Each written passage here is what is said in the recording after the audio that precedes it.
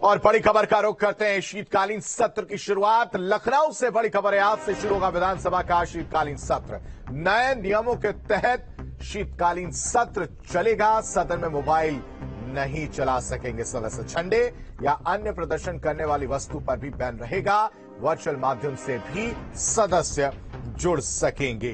तो बड़ी खबर आपको बता रहा हूं, विधानसभा का शीतकालीन सत्र आज से शुरू होने जा रहा है। 65 साल बाद योगी सरकार में विधानसभा सत्र नए नियमों के साथ ऑपरेट किया जाएगा। दरअसल विधानसभा के पिछले सत्र में ही बदलावों को अनुमति दी गई थी और जिसके बाद अब इन नए बदलावों को लागू किया जा रहा है और इसके तहत सदन में नेताओं के मोबाइल ले जाने पर भी बैन रहेगा।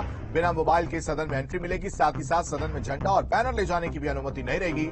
इस दौरान सत्र के दौरान महिलाओं को खास वरीयता जो है वो दी जाएगी, क्योंकि यूपी की योगी आदित्यनाथ सरकार की नारी सशक्तिकरण के लिए संकल्पित है। और बताया जा रहा है कि सत्र के दौरान महिला सदस्यों को बोलने के लिए खास वरीयता जो है वो मिलेगी। 29 नवंबर से जो सत्र की कार्यवाही है वो शुरू हो जाएगी।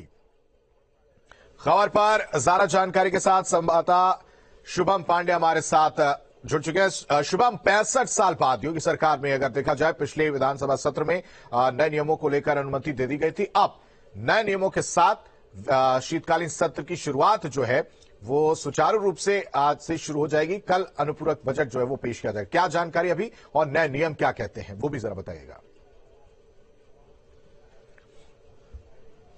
जी बिल्कुल, देखिए काफी महत्वपूर्ण दिन उत्तर प्रदेश की विधानसभा के लिहाज से और उत्तर प्रदेश के लिहाज से, क्योंकि बीते कई दिनों से कैबिनेट के माध्यम से विधानसभा के नियमों में और विधानसभा में के सत्र के दौरान भी इन नियमों को लेकर के तमाम तरह की चर्चाएं हुई। इसके बाद उत्तर प्रदेश के मुख्यमंत्री योगी आदित्यनाथ की तरफ से इस पूरे प्रस्ताव पर अनुमति देते हुए और उसके बाद अब आज से जो सत्र शुरू होना है इसमें काफी बदली सी विधानसभा नजर आने वाली है और इसको लेकर के तमाम तरह की तैयारियां भी की गई हैं। खुद जो विधानसभा अध्यक्ष है सतीश महाना, उनकी तरफ से भी इसको लेकर के तमाम तरह के प्रयास किए गए हैं और इसी कड़ी में अंदर से भी जो तमाम तरह की कह सकते हैं आप डिजिटल तरीके से पूरी तरह से बदलने का प्रयास किया गया है, जिससे कि अंदर जो तमाम विधायक हैं उनके बारे में भी जानकारी आपको स्क्रीनों के माध्यम से मिलती रहेगी। और इसके साथ ही साथ जो प्रमुख तौर पर नियम बदले गए हैं वो क्योंकि हर बार की तरह ये होता है, अमूमन हर बार ऐसा ही होता है कि जब विधानसभा सत्र शुरू होते हैं तो विपक्षी दल सरकार को घेरने का प्रयास करते हैं और ये हर बार की एक पूरी प्रक्रिया है। तो लिहाजा इस दौरान जो तमाम विपक्षी दल मोबाइल लेकर के और उसके अलावा झंडा और बैनर ये तमाम चीजें लेकर के सत्र के भीतर भी चले जाते हैं। तो फिलहाल इस नियम को कठोरता के साथ पालन करते हुए कि इस तरह की कोई गतिविधि ना हो, ये सबसे बड़ा जो नियम परिवर्तन है वो किया गया है और इसी नियम के आधार पर आज सत्र का पहला दिन शुरू होगा, जिसमें जो विपक्षी दल है वो सरकार को घेरने का प्रयास करेंगे। लेकिन हर बार जो झंडा बैनर इन तमाम चीजों के साथ वो सत्र के भीतर भी चले जाते थे, वो ऐसी कुछ तस्वीर शायद अब देखने को ना मिले उत्तर प्रदेश की विधानसभा में, क्योंकि ये एक बड़ा बदलाव और अहम बदलाव माना जा रहा है। तो ऐसे में अब देखना ये होगा, क्योंकि इसको लेकर के नाराजगी भी और अपने अपने तरह से बात रखने का भी प्रयास विपक्षी दल लोगों की तरफ से किया गया था। उनका भी अपना एक अलग रुख था कि वो आखिर अलग अलग तरीके से जो नाराजगी है अपनी बात रखने का प्रयास करते हैं। इस तरह के नियम नहीं बनाए जाने चाहिए। लेकिन फिलहाल आज नए नियमों के साथ सत्र का पहला दिन उत्तर प्रदेश में और ऐसे में आज इसके पहले कैबिनेट बैठक होनी है।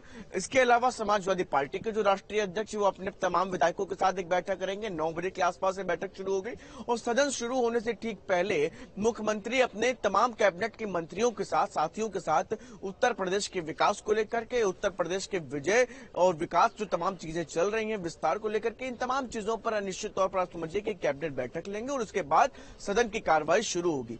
कार्रवाई की बात करें तो उसमें सबसे पहले आज उत्तर प्रदेश राजधानी लखनऊ के पूर्वी क्षेत्र से विधायक रहे आशुतोष टंडन का चूंकि निधन हो गया था, तो सबसे पहले वो कंडोलेंस होगी और उसके बाद अब देखना ये होगा, क्योंकि कार्रवाई अमूमन कंडोलेंस के बाद नहीं होती, लेकिन फिर भी क्योंकि दिन कम है, अनुपूरक बजट पेश होना है, तो संभावना ये भी जताई जा रही है कि कंडोलेंस होने के बाद बिल्कुल शुभम, विधानसभा के शीतकालीन सत्र के पहले दिन जो है वो सदन के मौजूदा और पूर्व विधायक जो पूर्व सदस्य हैं उनके निधन पर शोक व्यक्त किया जाता है और उसके बाद जो है सुचारू रूप से सदन की कार्रवाई शुरू होती है। इस बीच एक सवाल और मन में ये आ रहा है कि अनुपूरक बजट को लेकर अनुपूरक बजट क्या कल पेश किया जाएगा, साथ ही साथ वो कौन से मुद्दे होंगे जिस पर विपक्ष जो है वो सरकार को घेरने की कोशिश करेगी, खासकर ध्यान में रखते हुए जातिगत जनगणना जिस तरह से मुखर होकर विपक्ष लगातार हमलावर हो रहा है सरकार पर।